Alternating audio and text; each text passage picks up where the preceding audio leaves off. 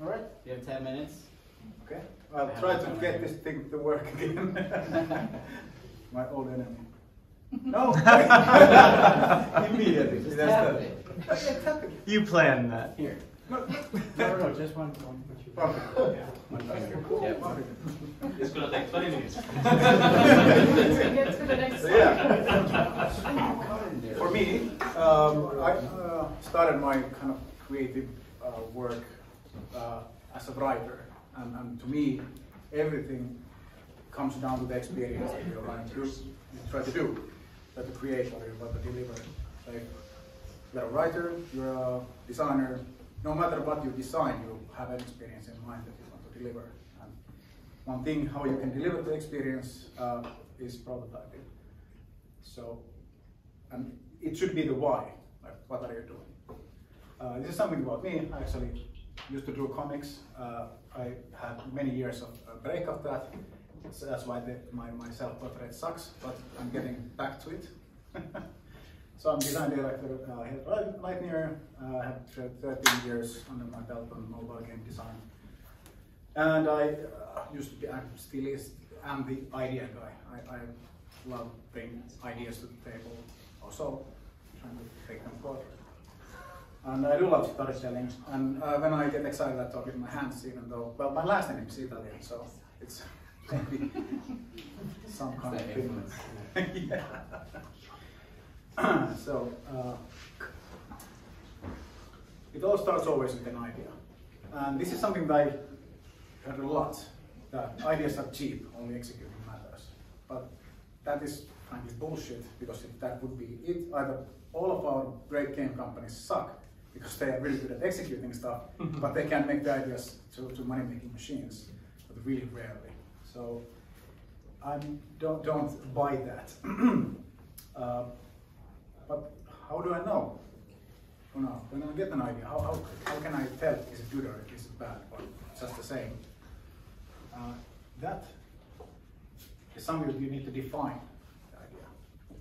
What it's about, like why? You need to create a pitch. For me, it's usually one sentence, and then I try to dig deeper. And this is an example of the game that we are creating right now. I hope that I would have an actual gameplay for you guys, but we are creating our own multiplayer engine, so it's not ready yet. 3 months in the making. But it will be soon, so hold tight. So for me, the first idea was that I was playing Stumble Guys.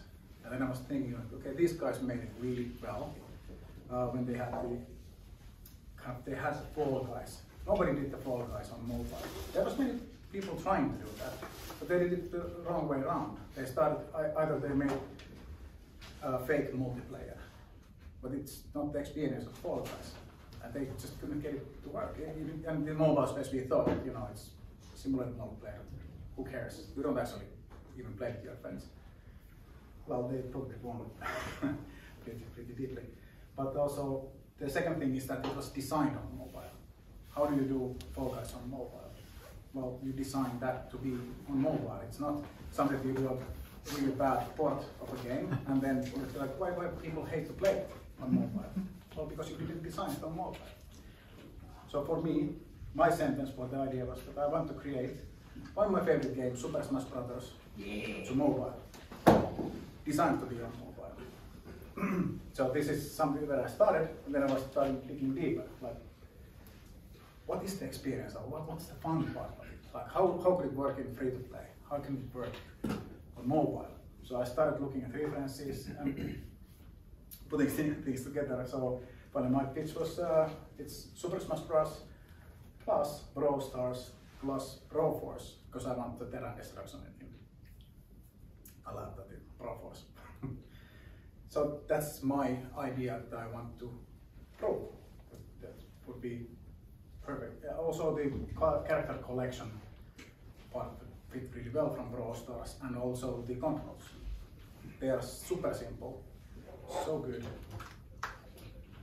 So we have an idea. What's next?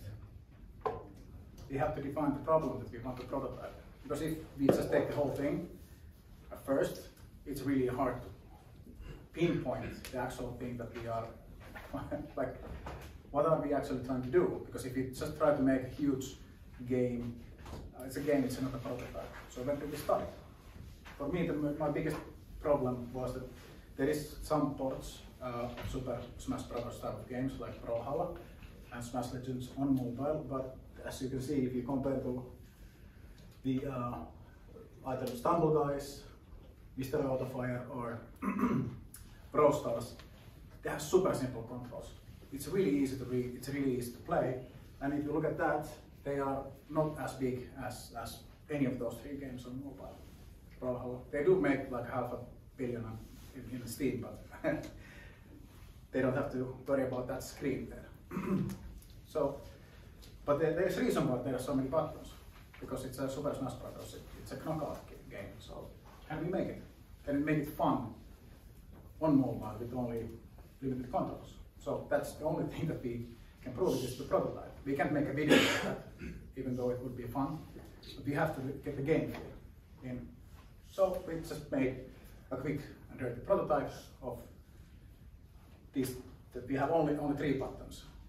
I wanted one more button, but but then I look at all the references, and I just had to be honest.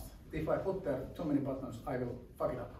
So I have to keep it in here and create the game using these controls.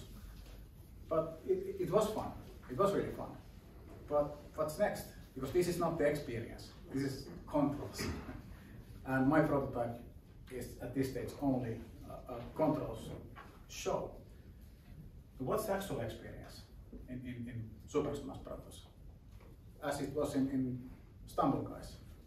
How they actually delivered the Fall Guys experience and not something else? Well, what is the experience that we want to deliver? Now we know that it's going to be fun, but it's not a game. So we need to define the core experience. It doesn't matter what it is. You can make a hotel game. It can be a theme or a context as well, but you have to think about the experience you actually want to give out and try to hold it. And for Super Smash Bros. It is the friends. You play with your friends. It's like, how many of you play Super Smash Bros? How many of you play it alone?